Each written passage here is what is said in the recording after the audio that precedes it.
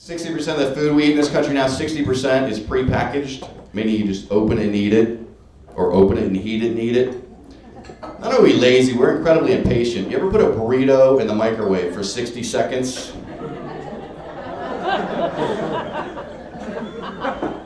And it gets down to 6, 5, 4, 3. Screw it, it's done.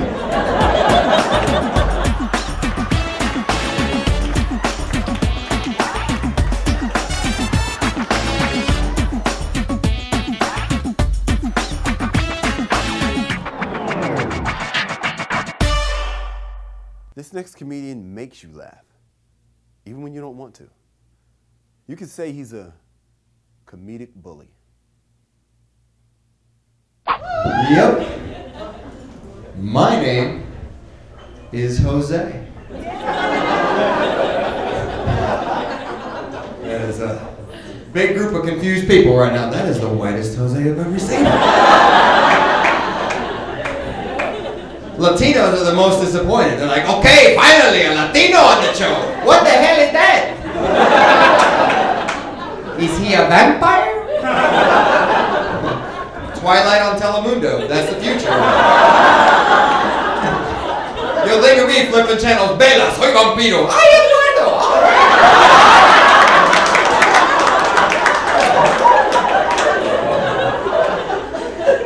That's really my name, Jose. I understand it's confusing. I'm pale. I don't have an accent. I treat women with respect. It's confusing.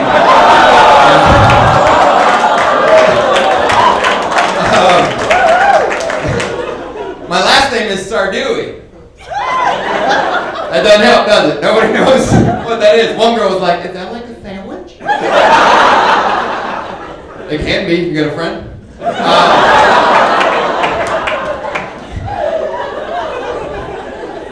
It is a Cuban name. So nobody drowns tonight, apparently. You fall in the water, I got you. But stand up! Ah, I saved your life. It is a true stereotype. We are good swimmers. I mean, if there had been Cubans on the Titanic, everybody would have survived. That'd have been a different movie. Everyone would run around, oh my God, there's no more lifeboats, the water's freezing. Two Cuban guys, we don't need no lifeboats!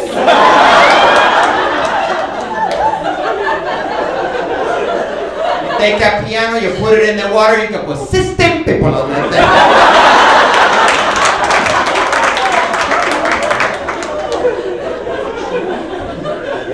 They re-released that movie now in 3D, but I actually saw it when it first came out in theaters in Miami. Remember when the boat's sinking, the band is playing, guy got the cello? Cuban next to me stands up, that thing in your hand, it floats!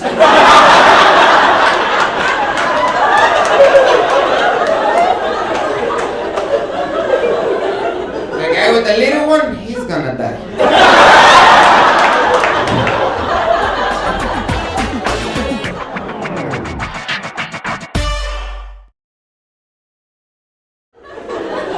I know how to do the accent because my whole family has accents. My mother is great. She speaks with an accent. She doesn't understand American phrases. That's what's funny about it. We're driving the car the other day. It's like, baby, when you gonna get married? I said, Mom, don't hold your breath. She goes, do not fart in my car. I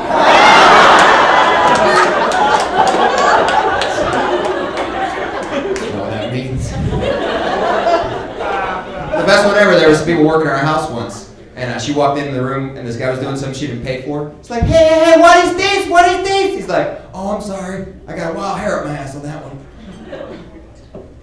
I don't need to know that.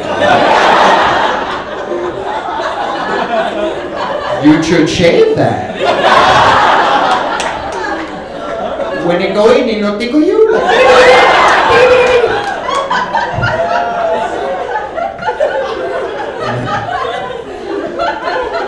My dad's the best with accent, because he'll take American phrases and he'll Cubanize them. And by Cubanize, I mean say it in accent really loud. That's all he does. When I was a kid, we were watching The Godfather, and the guy's like, hey, that's what I'm talking about. And he goes, I like that. That's what I'm talking about. Love that, man. I'll put that on t-shirts. I want it. People can say that when they're happy. You know, that's what I'm talking about. Like, you ever been in a hurry, you poop, you wipe, nothing there. That's what I'm talking about. Yeah! That's a good day right there. American guys won't even pull the pants up like, oh! enough now. Quit your bitching. It's fun to see people not laugh at that joke, looking around like, that happens? There's times when it's not appropriate. As my grandfather recently told me, he told me they're still having sex, him and grandma. And I was like, oh, well, grandpa, why would you tell me that? He's like, that's what I'm talking about. But then I thought about it, he's 94. And those are my genes. I'm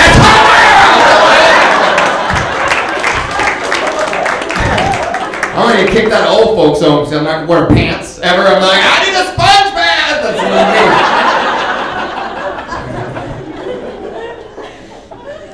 I love this job. I'm a comedian full-time. Part-time, I'm actually a pilot in the Air Force Reserves, but I do part-time. Whatever this thing is. There's always members of the crowd that are like, did the Cubans fly the plane? Shouldn't he be in the Coast Guard?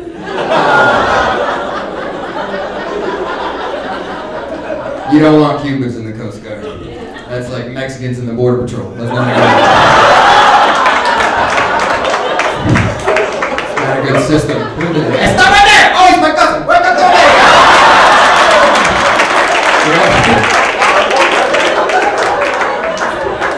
Not a good security system. Whenever I tell people I'm a pilot, they're like, oh, like Tom Cruise in Top Gun? No.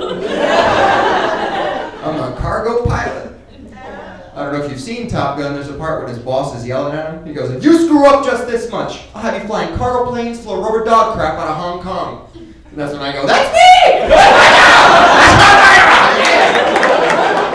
Yeah. I'm in Top Gun for a second. My buddies are like, dude, you look a little like Tom Cruise. You should do an impression. You look a little like Tom Cruise. I'm like, no, I don't. Now I do. I'm crazy!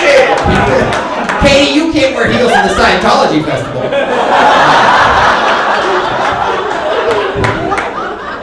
They don't have festivals.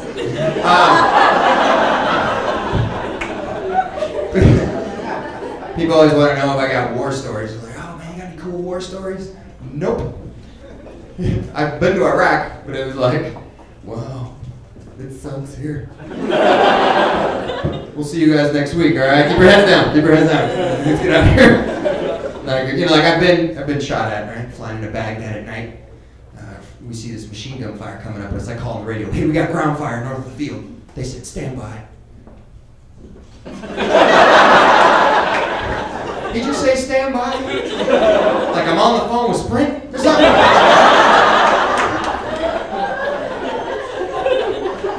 Calls me back like a minute later. He goes, "Oh, don't worry about it. They're celebrating in town. They're not shooting at you. They're shooting their guns in the air." Oh.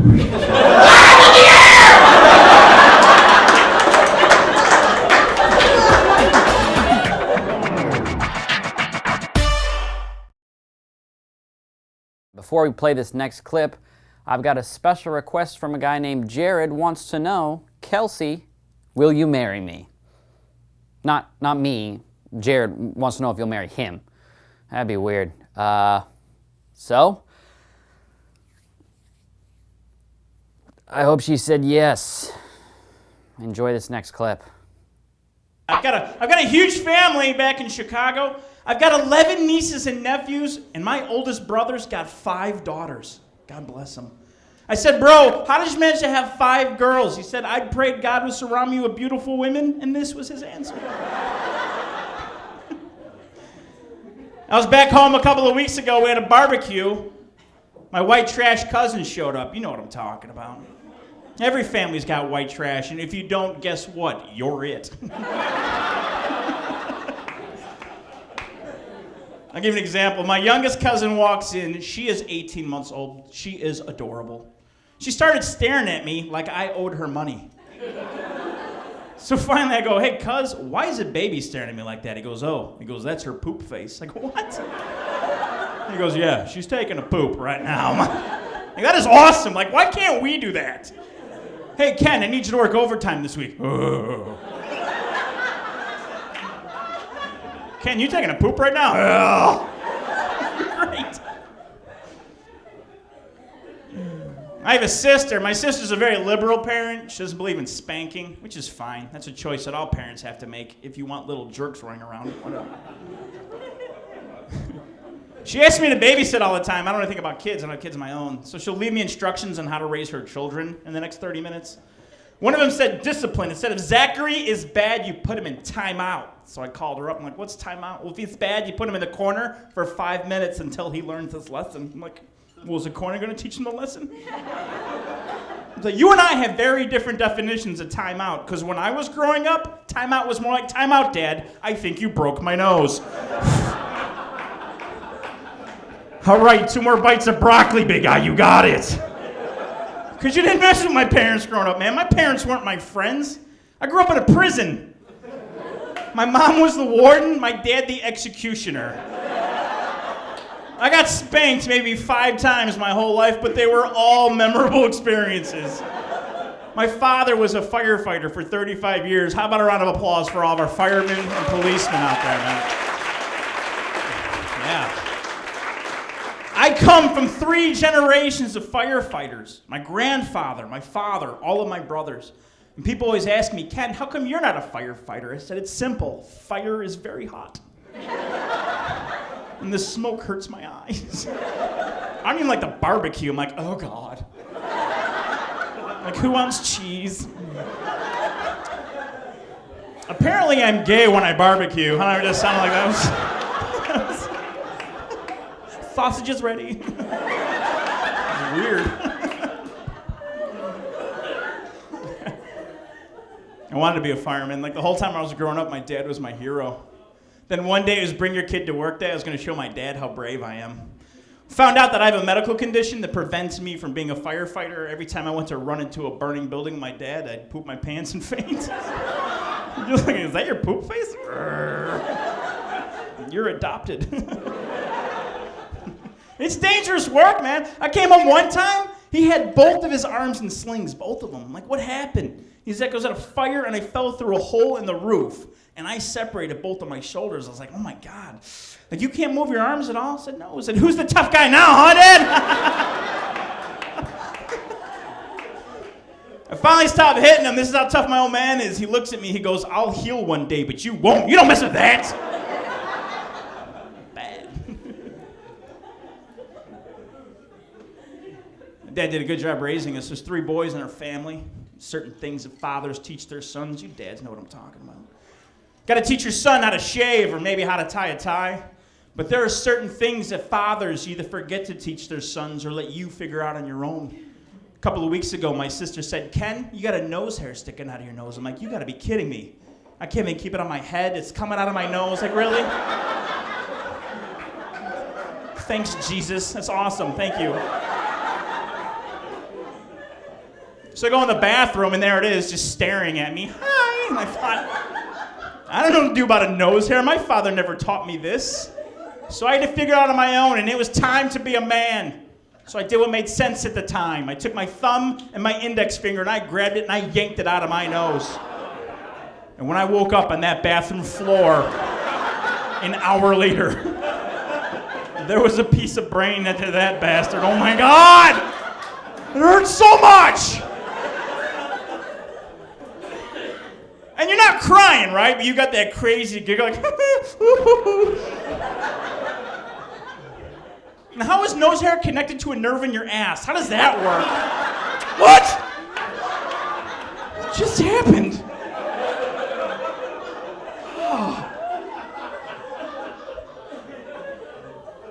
I called my dad. I'm like, Dad, how come you never taught me about nose hair? He goes, who's the tough guy now, bitch?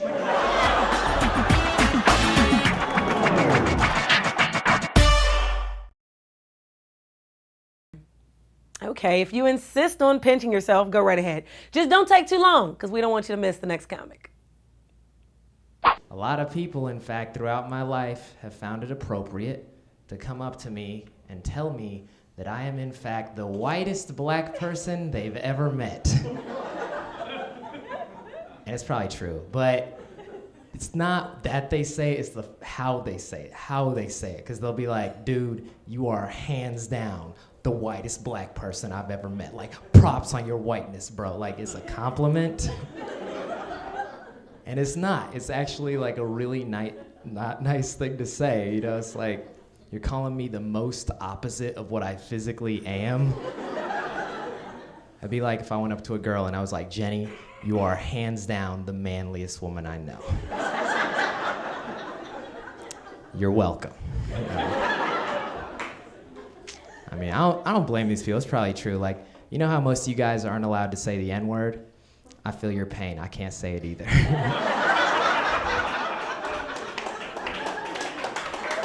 Yeah, a lot of black people have told me. They've told me I can't say it.